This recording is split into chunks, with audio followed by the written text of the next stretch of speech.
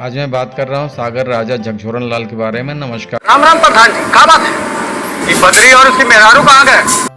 सागर राजा झकझोरन लाल बहुत ही अच्छे आर्टिस्ट हैं और इन्होंने लगभग 20-25 फिल्मों में काम किया है। ये हर तरह की भूमिका निभाते आए हैं, लेकिन कॉमेडी में इनकी पकड़ बहुत अच्छी है। मौका वारदात, प्रतिकार 1922 और हम ही दुल्हा तोहार में जोकर की भूमिका में हैं। चलिए इनके द्वारा अभिनीत इन फिल्मों के ऊपर नज़र डालते हैं।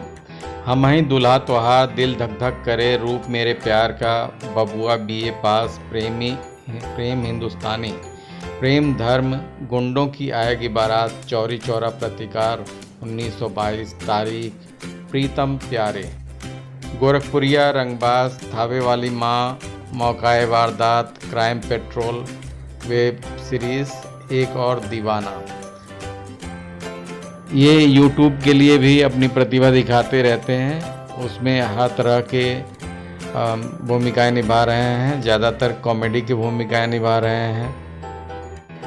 इंडस्ट्री के स्थापित और नए कलाकारों के साथ ये अपनी अभिनय प्रतिभा का जलवा दिखाते रहे हैं।